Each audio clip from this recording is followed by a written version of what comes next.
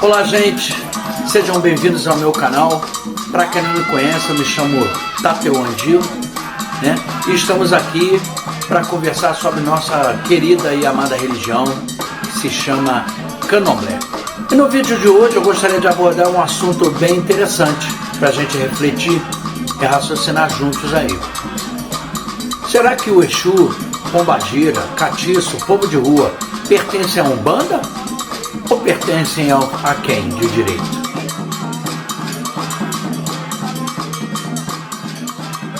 Bom, começando a pedir a você que não é inscrito no canal para curtir, comentar, se inscrever, lógico, compartilhar o vídeo, para a gente aparecer nesse mundão do YouTube, da internet, que é muito vasto, para a gente poder continuar o nosso trabalho aí de propor raciocínio a todo mundo aí e levar uma ideia, né, um pensamento a quem de repente não se atentou sobre um assunto que a gente aborda aqui, legal? Vamos aí ao vídeo. Bom, é muito comum nas casas de Candomblé, quando você vai tocar para Exu, para o seu povo de rua, né, as pessoas falam, não, hoje eu vou tocar Umbanda, porque hoje é festa, hoje gira do meu Exu. Ah, hoje eu vou tocar Umbanda porque é gira ou festa do Preto Velho, e etc, cara. Será que isso é pertinente? Será que esse povo mesmo realmente é propriedade da Umbanda?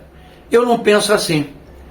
Eu penso que Exu, Catiço, povo de rua, como queira chamar, não tem bandeira. É mitologia brasileira. Ele está aí para ser louvado por quem sabe louvar. Afinal de contas, nenhum orixá, nenhum vodum, nenhum inquice veio da África com seu Exu debaixo do braço, o seu caboclo debaixo do braço, o seu preto velho debaixo do braço, né? É mitologia brasileira, isso é coisa do Brasil. Lógico que o Candomblé foi criado aqui, né? Isso aí eu vou fazer um vídeo abordando quem criou o Candomblé, eu acho que vai ser interessante. Mas o Candomblé, ele ao passar dos anos, ele começou a absorver coisas que não eram pertinentes das práticas religiosas de orixá, inquice ou vodum. As primeiras casas que foram criadas, ela não tinha esse louvor, não tinha essa mistura de uma pessoa que é raspada a receber seu povo de rua, ou seu preto velho, ou seu caboclo. Eu não conheço uma casa tradicional de Angola, seja de Angola, de Queto ou Jeje, que começou na Bahia, que o Candomblé começou lá, que tenha esse culto. Esses cultos começaram a ser praticados pelos seus descendentes e distante do local da casa matriz, não é verdade? Se a gente pensar direitinho. Então as pessoas se associam que essa prática de cultuar Exus, Pombagiras, Catiços, povo de rua, seja só da Umbanda. Não, não é. Pelo que eu sei, Zélio de Brito, que não foi ele que fundou a Umbanda, as pessoas afunilam isso para ele, mas existem relatos, desde 1530, de índios que praticavam um culto chamado santeria, naquela época no Brasil, que era um culto misturado entre, que se misturava santos católicos, cultos indígenas e orixás, cultos africanos. Inclusive esse índio foi morto na cadeia pelos missionários espanhóis, porque eles acreditavam. Quem não acredita em Deus acredita no diabo. Mas isso eu já falei num vídeo lá atrás que eu fiz sobre o caboclo no Candomblé. Então o que acontece? Exu não precisa de nação nenhuma, na minha concepção, para ser louvado. Exu não tem bandeira. Exu não é Umbanda, Exu não é Queto, Exu não é Angola, Exu não é Jeje. Exu são entidades brasileiras, mitologia brasileira, que estão aí e se associam à energia do Candomblé, que pratica, que invoca as energias dos deuses africanos, que são ligados à natureza. O Exu é ligado à natureza também, aí depende da natureza de cada Exu. Tem Exu de rua, tem Exu da pedra, da pedreira, tem Exu da mata, tem Exu, sei lá, do inferno. Então o Exu, ele vamos dizer assim, ele enxergou nos cultos afro-ameríndios, vamos botar assim, uma chance de poder se manifestar, de se acoplar, entendeu? Sabe, tá entendendo o meu pensamento? Se acoplar. E a Umbanda, por ser um culto mais simples, porque é uma Umbanda mesmo, é uma Umbanda de cantos, rezas, banhos, nada mais do que isso, né?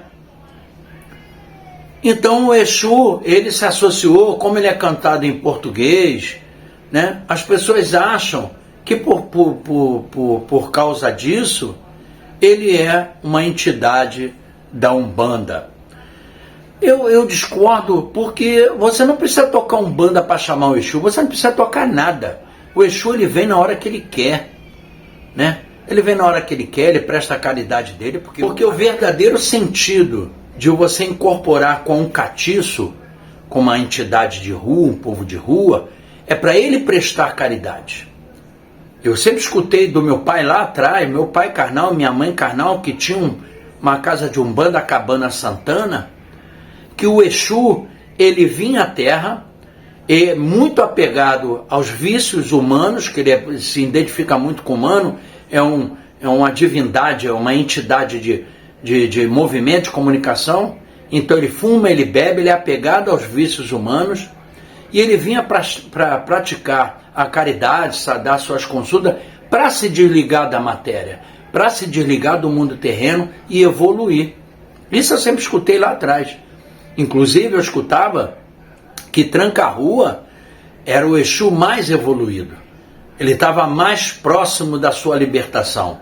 Por isso que ele vestia branco. Hoje em dia você vê muita festa, né? O que mais tem é pombagira aparecendo ebome, de bolsinha no braço, de sapato, de sapato alto. Eu não quero nem falar sobre isso aí, que dá até tristeza, né? Cada um com seu cada um que pratique aquilo que quer. Mas eu sou saudosista, porque eu conheci aquele Exu lá atrás, que vinha na Umbanda praticar caridade. Era difícil você fazer festa de Exu, era gira de Exu. O Exu vinha exclusivamente para atender as pessoas. Lógico, a gente canta, a gente louva, a gente brinca, a gente ri, o Exu bebe, o Exu fuma, mas o principal motivo dele incorporar em um ser humano é para ajudar outro ser humano. E não só para vir para a festa rir, beber, tem pagode, samba enredo e tudo, né? Essa é uma outra visão, um outro candomblé moderno. Então eu vejo assim que as pessoas, os pais e as mães de santo de candomblé, não sei se numa tentativa de falar que isso, não, isso não é meu, isso é da Umbanda, mas eu pratico. Eu acho que você está até se desmerecendo. Não, isso é meu. Isso é minha energia, é o que eu herdei, o que meu ancestral me proporcionou ter. Essa entidade que vem à minha cabeça para prestar caridade, para ajudar as pessoas, para ajudar a humanidade. E esse é o real sentido. Ninguém precisa. Vocês vejam bem o culto a caboclo. O culto a caboclo é um culto próprio, que você canta para caboclo, ele canta do começo ao fim, entendeu? E ele não precisa de nenhuma bandeira, né? Ele fala que é de Angola, porque o ancestral que divinizou isso foi o ancestral banto ligado a Jurema. Isso é outra coisa também que eu falei no vídeo lá atrás sobre o caboclo no candomblé. Se você puder dar uma olhada lá atrás, que você vai entender mais isso que eu estou falando. O culto a Preto Velho é um culto também de ancestrais bantos escravizados que tinham o dom da cura. Eram os ingangas, os quimbandeiros, né, que não precisam da Umbanda. Agora, eles se associaram à Umbanda, por a Umbanda representar, mas essa linha branca, a linha de amor, de harmonia, de paz, como diz o próprio hino da Umbanda. É o que eu penso, é o que é raciocínio, e é o raciocínio que eu proponho a vocês. Ninguém que é do candomblé precisa louvar a Umbanda para chamar seu Exu, seu caboclo de pena, que eu estou falando, não o caboclo de couro, e seu Preto Velho, né? E também tem uma outra coisa também, né? Quem disse que um babalorixá, uma ialorixá, um tata, uma mama, um doté, uma doné, tem direito de fazer umbanda na sua casa. Sua casa é fundamentada para isso? Como a gente malha, eu não me excluo disso, que é a Umbandomblé, quer fazer candomblé nas casas que não tem fundamentação para fazer isso, eu falo da mesma maneira das casas de candomblé que não tem fundamentação para tocar umbanda, não é só cantar, você tem que firmar a gira, né? Existe um monte de procedimentos na umbanda para você abrir uma gira de umbanda, para aquela coisa ficar firme, a energia tá ali plural e favorecer a todas as pessoas. As pessoas têm que raciocinar um pouco sobre as suas práticas. A gente tem que melhorar muito naquilo que a gente pratica. Tem coisa que não nos pertence e a gente acha que pertence. Tem muita gente que acha que é feita no candomblé e por esse motivo tem direito a fazer tudo. Não, não temos. Não temos. Temos que manter a prática que nos foi ensinada pelos nossos mais velhos. E a milonga, a famosa milonga, é presente em todas as casas, em vários sentidos, em várias coisas que você pratica, às vezes não na sala, mas lá dentro. Então é isso aí que eu penso, né? Que Exu, Catiço, povo de rua, não precisa do candomblé, não precisa da umbanda, não precisa de ninguém. Ele é um culto exclusivo dele. Exu não precisa de bandeira, não tem bandeira, não precisa de bandeira de ninguém para existir. Exu é uma força que vem da rua para nos auxiliar. Bom, gente, era isso que eu queria falar. Propôs esse raciocínio, né? Propôs esse raciocínio aos inscritos no canal. Espero que vocês fiquem satisfeitos com o que eu falo. Zambiaquatessá, benção de todos. E se inscreve aí, custa nada. Valeu, grande abraço e até o próximo vídeo.